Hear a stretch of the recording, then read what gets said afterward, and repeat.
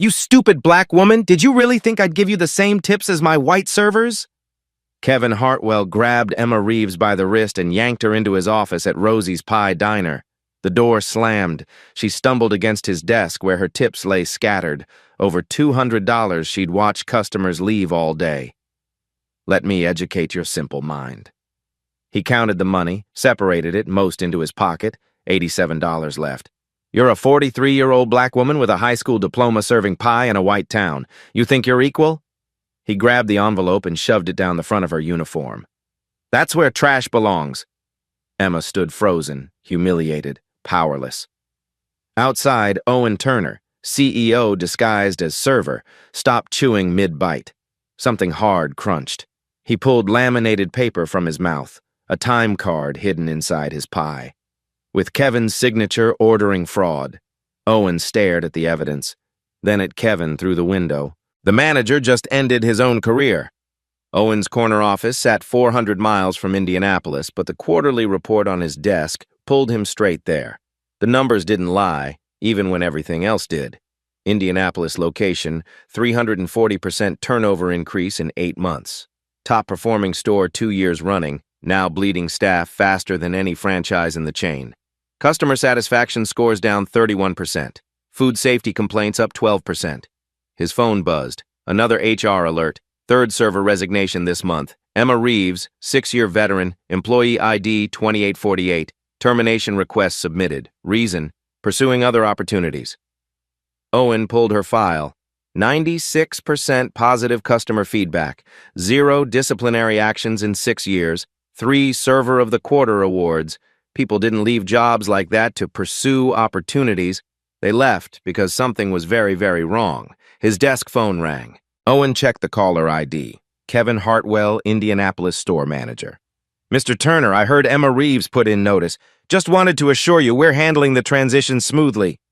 Kevin, this is the 3rd resignation this month. Yes, well, the labor market is competitive right now. We're doing our best to... Your turnover rate is 340% above company average. A pause. Too long. Then Kevin's voice, smooth as ever. I think those numbers might reflect some data entry errors. I'll have my assistant manager look into... I'll be reviewing the location personally. Owen kept his voice neutral. Expect me sometime in the next few weeks. Of course, sir. We'd be honored. I'll make sure everything is... Owen hung up. Kevin's eagerness felt wrong, like someone expecting an inspection had already started hiding things. 20 minutes later, a delivery arrived at Owen's office. Plain cardboard box, no return address, hand-delivered to reception. Inside, 1 slice of Dutch apple pie in a plastic container. A note on a grease-stained napkin, block letters, count the tips, then count again, we're being robbed. Owen read it 3 times, not I'm being robbed, we. He opened his laptop, pulled up the Indianapolis customer complaint log, scrolled back 3 months, 5 complaints about foreign objects in food. Health inspector notes. Occasional contaminants consistent with kitchen environment. No pattern observed. No action required. No pattern observed. Owen looked at the pie slice sitting on his desk. Someone had sent this to corporate headquarters. Someone wanted him to find it, or find something in it. He pulled up Kevin Hartwell's employment file, hired 18 months ago, transferred from the Columbus location, before that the Dayton location. 2 stores in 2 years. Owen clicked deeper, found the transfer notes. Columbus. Employee relations concerns. Recommended lateral transfer to avoid potential litigation. Dayton. Financial irregularities noted. Manager resigned before investigation completed. His jaw tightened. His company had moved a problem manager twice rather than deal with him, and now that manager was running their best location into the ground. Owen looked at the framed photo on his credenza. His grandmother Rosie standing in front of the original diner in 1962, flower on her apron, smile on her face. She'd built this business on one principle: treat people right, and everything else follows. He'd spent 20 years building Rosie's from 3 locations to 12. But somewhere in the spreadsheets and franchise agreements, he'd lost something. He'd trusted middle management, trusted systems, trusted that good people at the top meant good treatment at the bottom. The anonymous note stared up at him. We're being robbed. Owen picked up his phone, called his HR director, Jennifer. I need you to pull something for me. Quietly, Indianapolis location last 6 months. All server time cards cross-referenced with security footage timestamps. And pull the POS tip distribution data. I want to see every dollar that went through that store. Oh, and that's going to take... I don't care how long it takes. I need it by tonight. And Jennifer, don't tell anyone, especially not local management. He hung up, stared at the pie slice. His grandmother had taught him to bake when he was 7, taught him that pie was about honesty. You couldn't fake a good pie. The crust either held or it didn't. The filling was either real or it wasn't. Someone in Indianapolis was hiding truth inside his grandmother's pies. Owen made a decision. He wouldn't send auditors, wouldn't send HR, wouldn't call the manager and give him time to clean up. He'd go himself, and he'd work the floor. Owen arrived in Indianapolis on a Tuesday morning, dressed like someone who didn't own the place. Baseball cap, plain jacket, walked into Rosie's Pie Diner at 6:45 a.m. The breakfast rush was building. The smell of coffee and baking crust filled the air, exactly like he remembered from childhood. He took a corner booth, back to the wall, perfect view of the counter and kitchen window, ordered coffee from a server who looked exhausted despite the early hour. Her name tag read, Emma. First time here? Emma's smile was practiced, professional, but didn't quite reach her eyes. Yeah, heard you make good pie. Best in the state. The pride in her voice was real. Kitchen makes everything fresh, 6 a.m. every day. Owen watched her move through her section. Efficient, attentive, the kind of server who remembered regular customers' orders without writing them down. A family of 4 at table 8 left a $20 bill on the table. Emma picked it up, smiled her thanks, walked to the counter and dropped it in a ceramic tip jar shaped like a pie. Owen counted 4 other servers doing the same throughout the morning. By 10:30, he'd watched the breakfast rush from beginning to end. The tip jars looked full. He'd seen customers leave generous tips, 10s and 20s visible through the opaque ceramic. Emma alone had probably collected over $100 in the 3 hours he'd observed. Can I get you anything else? Emma appeared at his table, coffee pot in hand. I'll try a slice of your signature pie. Apple, right? Good choice. Blake makes them fresh every morning. She disappeared toward the kitchen. 2 minutes later, she returned with a generous slice of Dutch apple pie, lattice crust perfect, filling still slightly warm. Owen picked up his fork, cut through the crust, took his first bite, and stopped. Something hard crunched between his teeth. Not apple, not crust, something that didn't belong. Owen stopped chewing, reached into his mouth, pulled out a small piece of laminated paper about the size of a business card.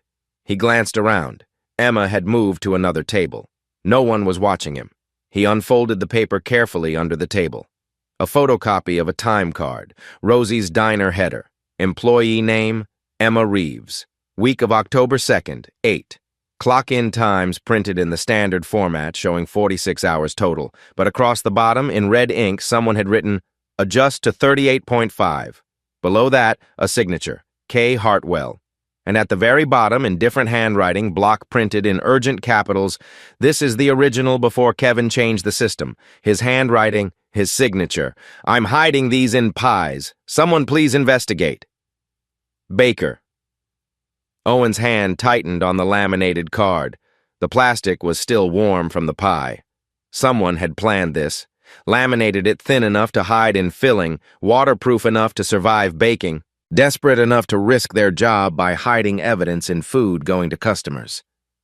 He looked toward the kitchen window, saw a young guy in a white apron working the prep station, head down, moving fast. Owen pulled out his phone, opened the company HR portal with his CEO credentials, searched Emma Reeves, found her time card for October 2nd, 8. System showed 38.5 hours, but the paper in his hand showed 46 hours, with someone's signature ordering the adjustment, Kevin Hartwell's signature. His coffee tasted like ash. This wasn't just a disgruntled employee complaint. This was documented fraud, and someone in the kitchen was so afraid of reporting it directly, they'd resorted to baking evidence into the food. Owen checked the customer complaint log on his phone. October 12th. Found small piece of plastic in apple pie. October 18th. Foreign object in pumpkin pie. October 28th. Something in the filling looked like laminated paper. The health inspector had dismissed them as occasional accidents. They weren't accidents. They were attempts to get evidence out. Owen signaled Emma. She returned to his table. "Everything okay with the pie?" "Perfect. Can you tell me, who makes the pies here?" "Blake. He's our head baker. Been here about 2 years." "Does he work every day?" "Morning shift, 6 days a week." Emma tilted her head. "You thinking about applying? We're always hiring." Owen felt the laminated time card in his pocket. "Maybe. What's it like working here?" Emma's smile flickered. For just a second, he saw exhaustion behind her eyes. It's fine. Busy. Good tips most days." "Most days, not all days." "Thanks." Owen left a 20 on the table, walked out. In his rental car, he pulled the time card out again, studied Kevin Hartwell's signature, compared it to the signature on Kevin's employment application in the company system. Perfect match. Someone, this baker Blake, had stolen the original time card before Kevin could destroy it, had documented Kevin's order to commit fraud in Kevin's own handwriting, and had been hiding these in pies for weeks, hoping someone would find them and care enough to investigate. Owen looked back at the diner. Through the window, he could see Emma serving another table, could see the tip jars on the counter, could see the kitchen where someone was risking everything to expose the truth. This wasn't just about one stolen time card. This was systematic, and if Blake had hidden this one in a pie, how many others had he tried? Owen called Jennifer. "Pull Kevin Hartwell's handwriting samples from his employment file. I need you to overnight them to me, and find me the best forensic document examiner in Indianapolis. I need handwriting analysis. Fast." Owen spent that evening in his hotel room, laptop open, evidence spreading across the desk. The laminated time card sat in the center like an accusation. Jennifer had sent the data he'd requested. 6 months of Indianapolis time cards, cross-referenced with security footage. The discrepancies jumped out immediately. Servers clocked in at 6 a.m., footage confirmed. Clocked out at 3:30 p.m., footage confirmed. 9.5 hours. But the system showed 8 hours, never the full amount, every single server, every single week. Jennifer called at 9 p.m. "Owen, I've gone through the POS data. Card tips average 20%, but the amounts distributed to servers average 14%. 6% of every card tip is disappearing." "How much?" "Over 14 months, around $52,000. Owen's stomach turned. "That's not a system error." "No, that's theft, systematic theft." He pulled up Kevin Hartwell's previous employment records. Columbus location. Turnover spiked 280% during Kevin's tenure. Server complaints to HR3, all claiming tip theft. All dismissed as unsubstantiated. Kevin transferred. Date and location, same pattern. Turnover spike. Complaints. Quiet transfer. "Jennifer, did we ever investigate the Columbus complaints?" A long pause. According to the notes, local HR advised it would be cheaper to transfer Kevin than to litigate if he sued for wrongful termination. Corporate counsel agreed. So we just moved him to a new store, with new victims. "I'm sorry, Owen." He wasn't angry at Jennifer. She'd inherited this mess same as he had, but someone in corporate, maybe multiple someones, had decided it was easier to shuffle a problem manager around than to actually stop him. His grandmother would have fired Kevin on the spot, would have called the police herself. Owen looked at the laminated time card again. Thought about Blake, the baker, working 6 a.m. shifts, terrified enough to hide evidence in food. Thought about Emma, blaming herself for bad tip days that weren't her fault at all. He made his decision. At 11 p.m., he ordered a server uniform online, rush overnight delivery to the hotel, found a YouTube video on how to carry multiple plates, and practiced in his hotel room until midnight. His back ached, his feet hurt. He'd forgotten how hard this work was. At 6 a.m. Wednesday morning, he called Kevin Hartwell directly, disguising his voice slightly with a stuffed nose. "Mr. Hartwell, this is Tom Wilson from corporate HR. We're sending you a new hire today for training. Owen Warner, transfer from our Columbus location. Can you accommodate?" "Sure, we're short-staffed anyway. What time?" "He'll be there for the breakfast shift, 6:30. Owen hung up. Kevin had no idea. Corporate sent transfers all the time. He looked at himself in the bathroom mirror. Baseball cap, plain polo shirt, name tag he'd printed himself, Owen W. He'd spent 20 years in boardrooms and franchise meetings. 20 years trusting that good policies at the top meant good treatment at the bottom. He'd been wrong. The laminated time card sat on the bathroom counter. Physical evidence, undeniable. But Owen needed to see how deep this went, needed to understand the system Kevin had built, needed to protect Blake and Emma and whoever else was being robbed. Going undercover in your own company was probably illegal, definitely questionable. His lawyers would have heart attacks. But his grandmother hadn't built Rosie's by hiding in an office. Owen grabbed his keys and headed for the door. Kevin Hartwell met Owen Warner in the break room at 6:25 a.m. Firm handshake, welcoming smile, the confidence of someone who thought he was in control. "Warner, right?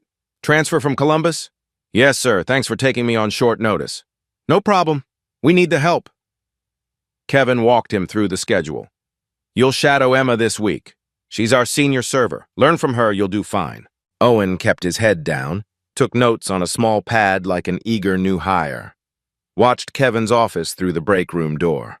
Watched the tip jars on the counter. Watched everything.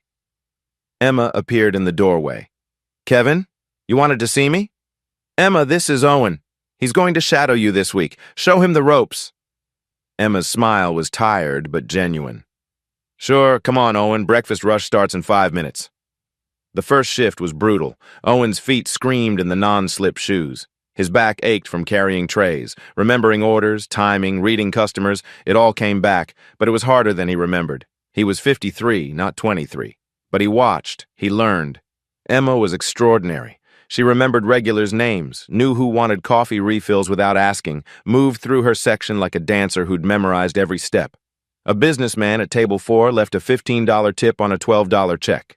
Emma smiled her thanks, walked to the counter, dropped it in the ceramic tip jar. Owen served his section, collected his own tips. A family of 5 left $20. He put it in the jar, felt the weight. The jar was getting full. By 2 p.m., 6 servers had been working the floor. Owen had mentally tracked the tips going into the jars. Rough estimate, $800, maybe more. Kevin collected the jars himself, carried all 6 to his office, closed the door. 32 minutes later, he emerged with 6 envelopes. Emma opened hers at the break room table, $88. Owen had watched her section all day. She'd collected at least $180, probably more. "Good shift?" Owen asked, casual. "Not my best." Emma tucked the cash into her purse. "Been having some off weeks lately." "You were great out there. Those customers loved you." She smiled, but it didn't reach her eyes. "Thanks. You did good for your first day, too." Owen wanted to tell her the truth. Wanted to say, "You're not having off weeks. You're being robbed, but not yet. Not until he had everything." Day 2, Owen arrived early, 5:50 a.m. The parking lot was empty except for one car. Blake's, he guessed. He walked to the back entrance, found it unlocked, slipped inside. The kitchen was warm, smelled like yeast and cinnamon. A young man in a white apron stood at the prep station rolling pie dough. He looked up, startled. "Sorry, didn't mean to scare you. I'm Owen, new server. Just wanted to see who makes these amazing pies." Blake's face went carefully neutral. "That's me. You're not supposed to be back here." "I know, Owen lowered his voice. "I had a slice yesterday. Found something interesting inside." Blake froze, pie dough forgotten. His face went white. "It's okay," Owen said quickly. "I'm not here to hurt you. I'm here to help." "Who are you?" Blake's voice shook. Owen pulled the laminated time card from his pocket. "Someone who found this. And who wants to know how many others you've made?" Blake stared at the time card like it was a ghost. His hands trembled. "You actually found one? Someone actually—" His voice broke. "How many have you hidden?" 11. Blake sank onto a prep stool. 11 weeks. Different employees. I keep thinking someone will find one, someone will investigate, but nothing happens. 3 customers complained about foreign objects, and the health inspector just—" He laughed bitterly. "They just thought I was sloppy." "Why didn't you report Kevin directly?" Blake looked at him like he was insane. "You new to this industry? Kevin threatened to report me to ICE. My sister, she's here on a student visa. One call from him, and they'd investigate our whole family." Owen felt rage building in his chest. "You're doing this to protect Emma?" "Emma, Sarah, Miguel, all of them. They have kids, bills, they can't just quit, and Kevin knows it." Blake pulled a small notebook from his apron pocket.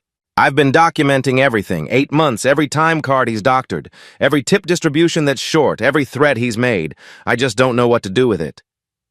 Owen took the notebook, flipped through pages of meticulous notes, dates, dollar amounts, names. Blake, you just handed me the entire case. Who are you? Someone with the power to stop this, but I need you to trust me, and I need you to stop hiding evidence in pies. It's too dangerous now. Blake nodded slowly. Are you really going to help them? I promise. For the next 4 days, Owen worked the floor, watched Kevin's patterns, documented the tip theft in real time. On day 3, he marked a $5 bill with a tiny dot before putting it in the jar. At distribution, that bill was missing. On day 4, he accidentally clocked out early, then watched from his car. Saw Kevin still in his office at 11 p.m., lights on. What was he doing in there for hours after close? On day 5, Kevin caught him examining the tip jars. Looking for something, Warner? Owen's heart hammered. Just wondering how the distribution works. Seems complicated. Kevin's smile didn't reach his eyes. Company policy. Manager handles it to keep everything fair. You got a problem with that? No, sir. Just curious. Kevin stepped closer. Curious is good. Too curious can be a problem, you understand? Owen held his gaze. Understood. That night, Jennifer sent him the forensic analysis results. Kevin's handwriting on the 11 laminated time cards matched his employment file signatures. 99.8% confidence. No possibility of forgery. Owen also had Emma's phone number now. On day 6, she'd mentioned needing a ride home after her car wouldn't start. Owen had offered. During that drive, she'd talked about her daughter Lily, about medical bills, about how she used to make better tips but figured she was losing her touch. You're not losing anything, Owen had wanted to say. But not yet. On day 8, Friday evening, Owen asked Emma for coffee after their shift, off-site, away from the diner. She hesitated, then agreed. They sat in a quiet cafe 2 miles away. Owen's hands shook as he pulled out his CEO identification badge. Emma, I need to tell you something. My name isn't Owen Warner. It's Owen Turner. I own Rosie's Pie Diner. Emma stared at the badge, at him. Her coffee cup clattered onto the saucer. You've been working undercover because someone sent me evidence of theft, and I needed to see it myself. Kevin's been... Emma's voice cracked. I thought it was me. I thought I was doing something wrong. Owen pulled out the documents, the time cards, the POS data, Blake's notebook. Kevin's been stealing from you, from all of you, tips and hours, for over a year. Emma's hands covered her mouth. Tears spilled over. You earned those tips, Emma. You're not failing. He's stealing. Owen slid his phone across the table. I need to ask you something. Do you have any evidence? Anything you've saved? Emma pulled out her own phone. The screen was cracked, spiderwebbed. This broke 3 months ago. Can't afford to fix it, but the camera still works. She opened a video file. Hit play. The footage was grainy, shot from a low angle. Kevin's office, door slightly ajar, Kevin at his desk dumping tips from jars onto the surface, counting, separating into 2 piles. The larger pile went into his pocket. The smaller pile went into envelopes. Kevin's voice, distant but audible. Stupid servers don't even count. $220 tonight, not bad. Owen watched the video 3 times. When did you record this? 6 weeks ago. I worked a double, finished late. Kevin thought everyone was gone. I saw his light on and just... I don't know. I felt like I needed proof I wasn't crazy. Emma, this video, combined with the time cards Blake saved, this is enough. This ends Kevin. Friday night, 11 p.m. Owen spread everything across his hotel desk. Center position, the laminated time card from the pie. Kevin Hartwell's signature in red ink authorizing fraud. Left side, 10 more laminated time cards Blake had given him. All with Kevin's handwriting, all different employees, all showing the same pattern, original hours, Kevin's order to reduce them, his signature. Right side, Blake's notebook. 8 months of documentation, dates, amounts, witness names, the systematic record of someone who understood that truth needed proof.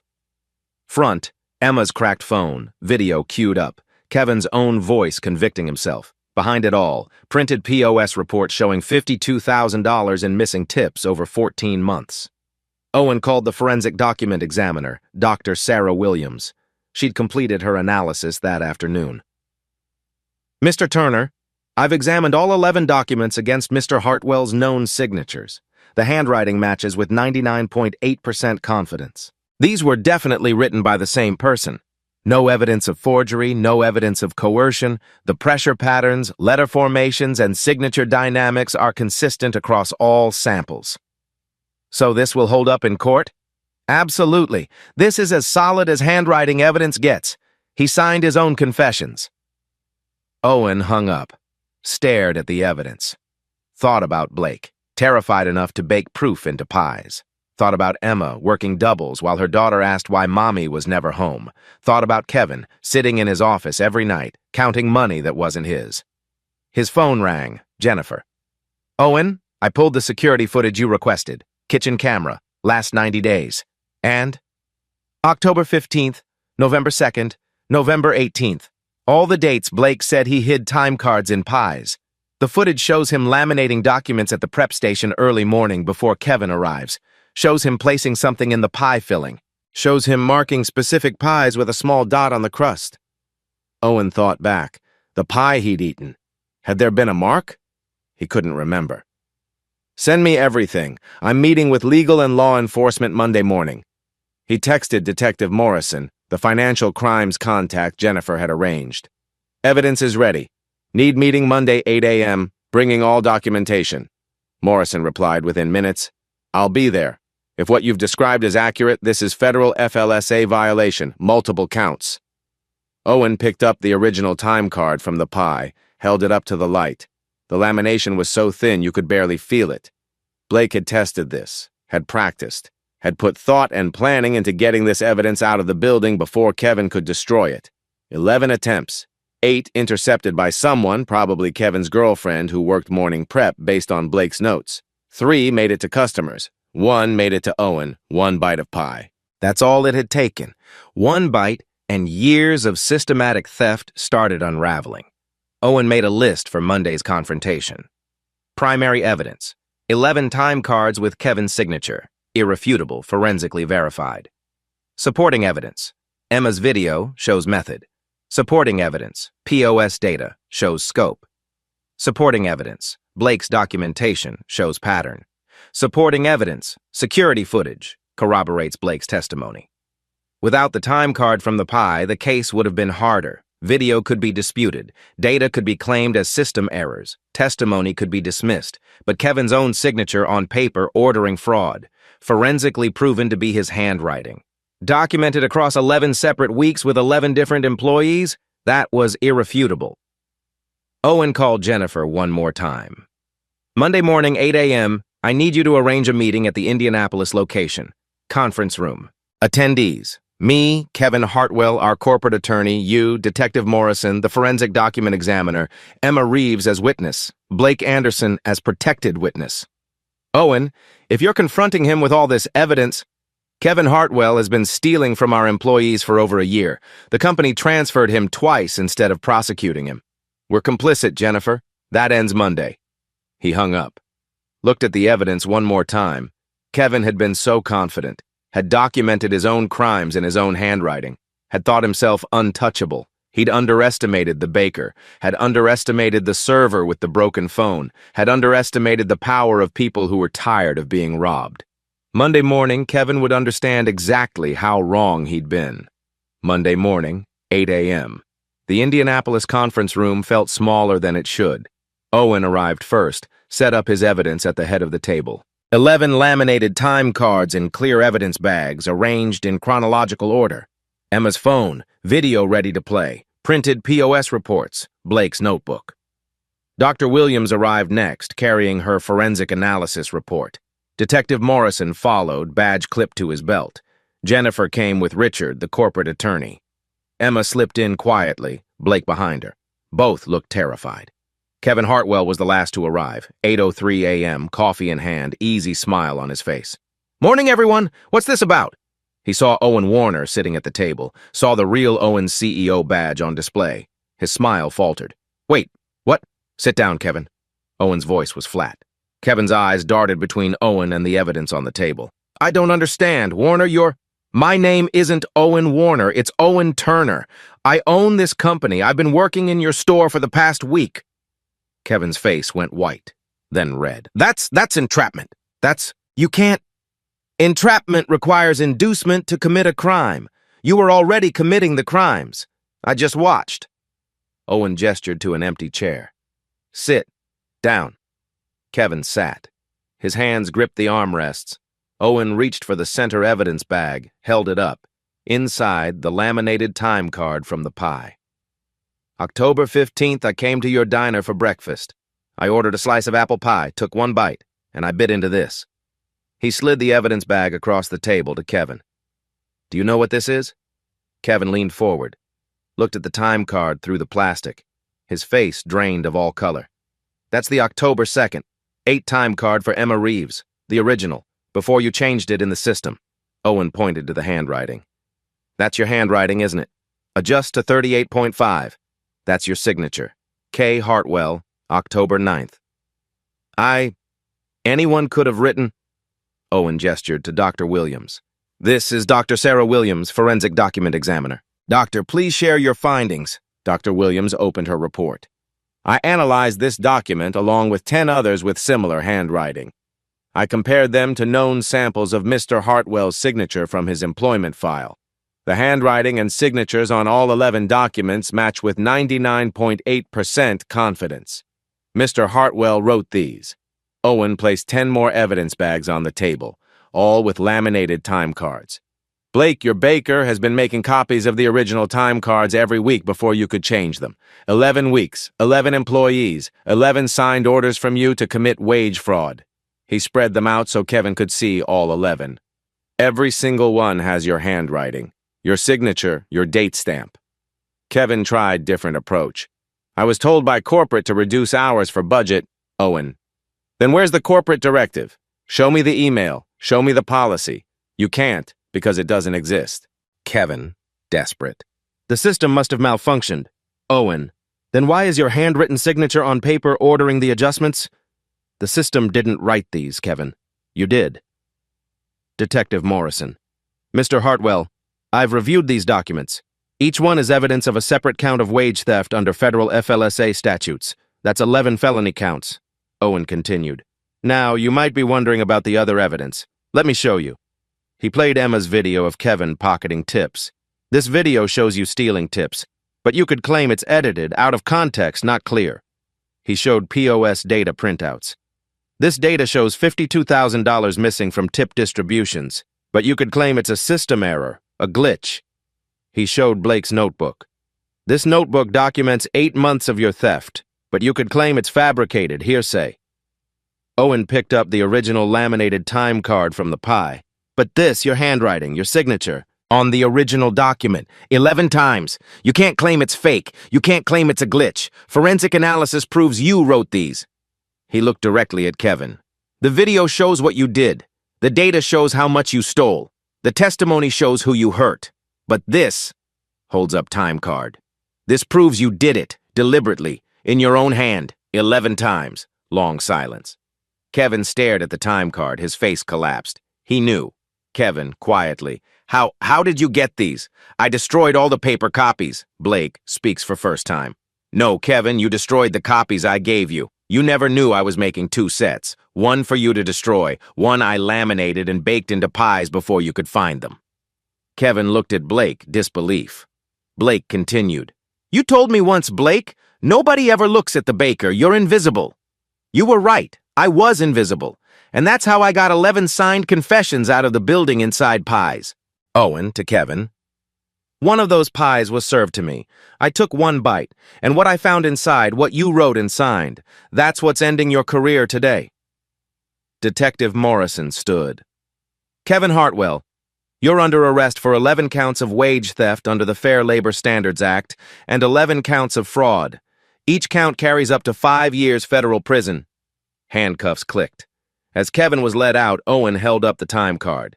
Kevin, you want to know the irony? If you hadn't signed your name, you might have gotten away with it. But you were so arrogant, so certain nobody would catch you, that you documented your own crimes, in ink, 11 times. Kevin said nothing. He was defeated. Emma watched him leave, then turned to Owen.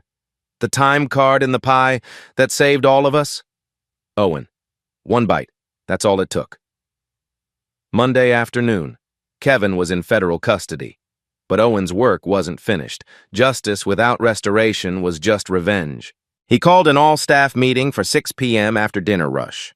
23 employees crammed into the break room. Servers, kitchen staff, dishwashers, everyone looked nervous. Meetings like this usually meant bad news. Owen stood at the front. No podium, no corporate presentation, just him. My name is Owen Turner. I'm the CEO of Rosie's Pie Diner. Some of you worked beside me last week and didn't know who I was. I went undercover because people like Emma and Blake tried to tell us something was wrong and the company didn't listen. That's on me. That's on corporate. I'm here to make it right. Murmurs rippled through the room. Kevin Hartwell was arrested this morning for wage theft. He stole your tips. He stole your hours. He stole from you for over a year, and my company let it happen because we transferred him instead of prosecuting him. That was wrong. I'm sorry. Emma's eyes filled with tears. Other servers were crying too. Here's what happens next. Every one of you will receive full restitution for your stolen tips and hours, plus triple damages as federal law allows. Corporate is covering every penny. You'll have checks by Friday. He nodded to Jennifer, who distributed envelopes. Each person opened theirs. Emma's hands shook as she read the amount. $19,500. This doesn't erase what happened, Owen continued. But it's a start, and it's not just about money. We're changing how this company operates. He pulled up slides on the break room TV. Effective immediately, 5 changes. First, all ceramic tip jars are being replaced with clear glass. No hidden compartments, no opacity. You can see what's inside at all times. Nods around the room. Second, the old manual time clocks are being replaced with biometric scanners. Your hours will be logged automatically. No one can edit them without corporate approval and a full audit trail. You'll be able to check your hours anytime via an app. Third, tips will be counted by a manager with a staff witness present. The count will be filmed on security cameras. Distribution amounts will be posted in the break room within 30 minutes of counting. You'll always know exactly what you earned. More nods. People were leaning forward now. Fourth, all card tips will be auto-distributed through the POS system directly to you. Managers cannot access or redistribute them. You'll receive a weekly itemized report of all your card tips. Fifth, we're establishing an anonymous reporting hotline.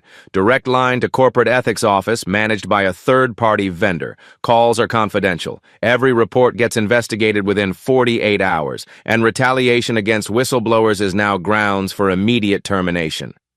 Owen paused. Let that sink in.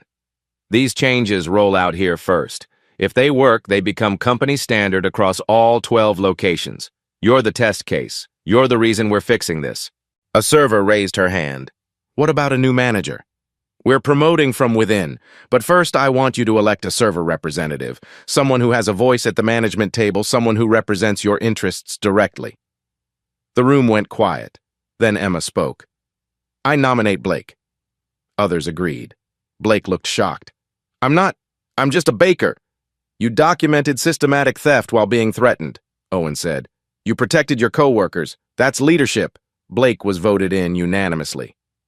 There's one more position to fill, Owen continued. Assistant manager. This person reports to the new store manager, advocates for staff, and ensures policy compliance. The salary is $18.50 per hour plus full benefits. He looked at Emma. Emma, I'd like to offer you this position. Emma's mouth fell open. I'm not management material. I'm just a server. You're not just anything. You recorded evidence that helped build this case. You worked doubles while your daughter asked why you were never home. You survived someone systematically stealing from you and making you think it was your fault. That's strength.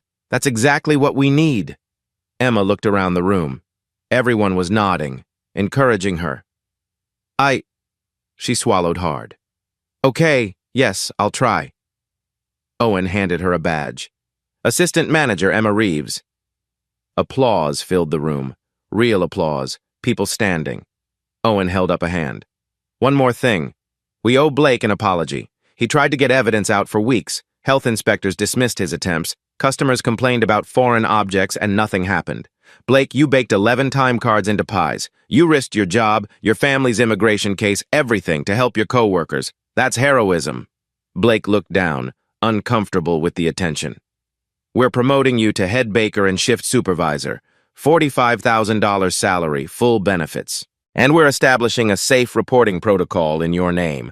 Bakers can now include sealed notes in delivery boxes sent direct to corporate. It's a new reporting channel, inspired by what you did. Blake's eyes widened. Thank you. The meeting broke up with people talking, crying, hugging each other.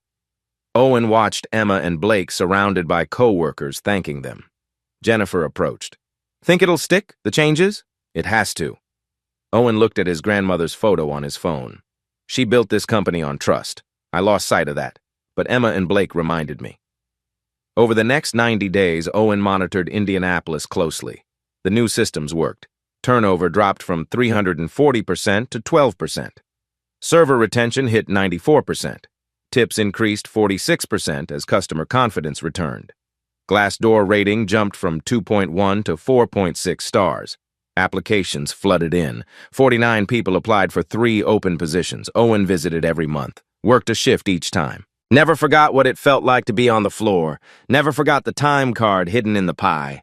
Kevin Hartwell pled guilty. Couldn't fight forensic evidence.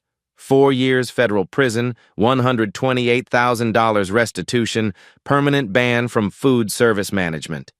His girlfriend, Ashley, who'd been intercepting Blake's evidence pies, pled guilty to obstruction, 2 years probation, $15,000 restitution, community service. Justice wasn't just about punishment. It was about making sure it never happened again. 2 weeks after the confrontation, Emma sat in her apartment counting the restitution check one more time. $19,500. Enough to pay 3 months of back rent. Enough to refill Lily's asthma prescription without choosing between that and groceries. Enough to breathe. Her daughter Lily appeared in the doorway, backpack on. Mommy, are you crying? Emma wiped her eyes. Happy tears, baby. You've been doing that a lot. Lily sat beside her. You're different now. Different how? You smile more, and you're home for dinner. Lily hugged her tight. I like when you're home. Emma held her daughter close.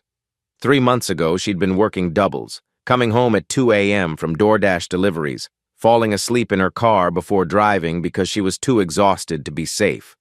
She'd thought she was failing, thought the problem was her. Now she knew the truth. The problem had never been her.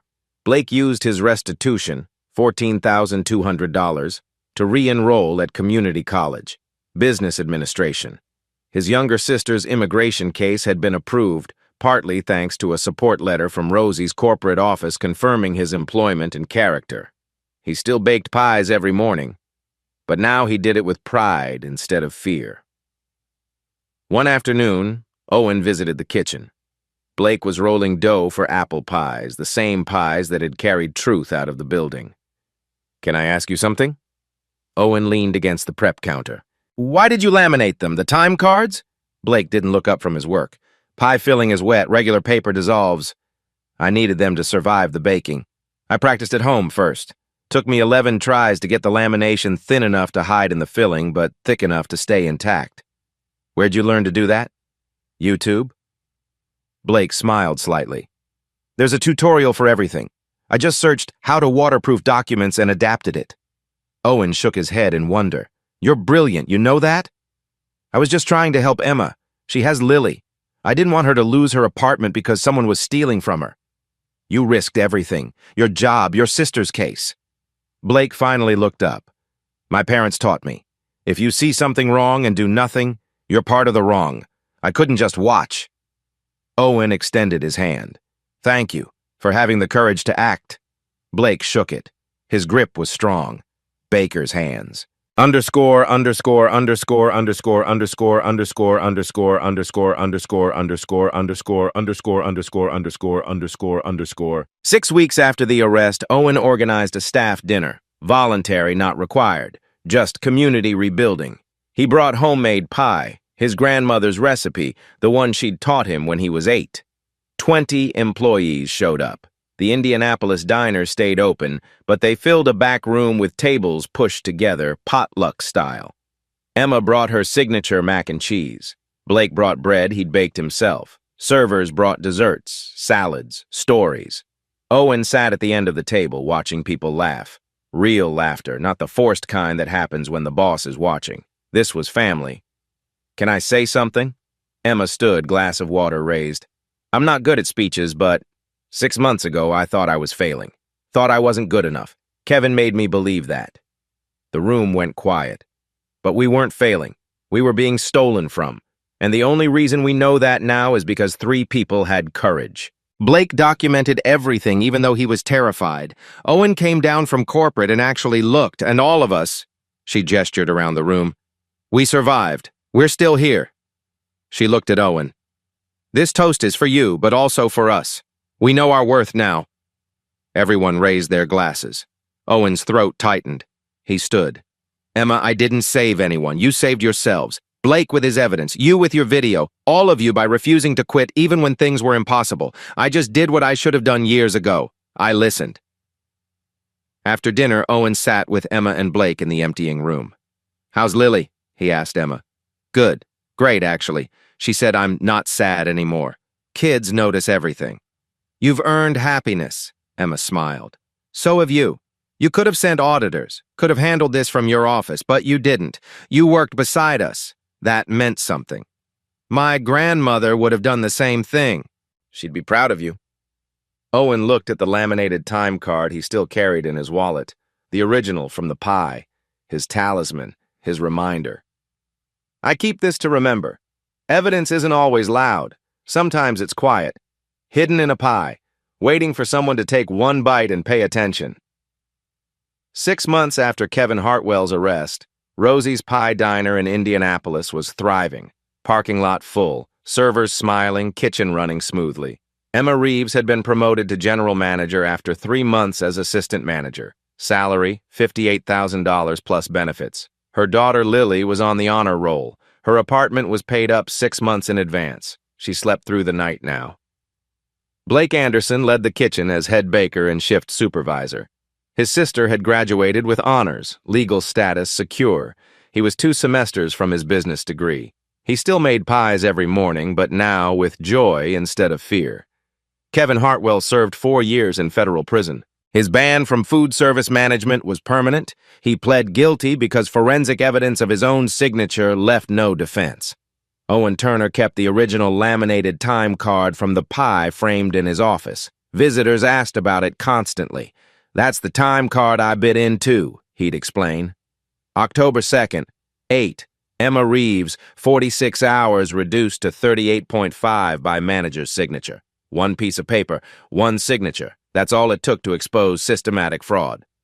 The 5 systemic changes rolled out to all 12 Rosie's locations. Clear tip jars, biometric time clocks, witness tip counts, auto-distributed card tips, anonymous reporting hotline, turnover across the company dropped to 8%.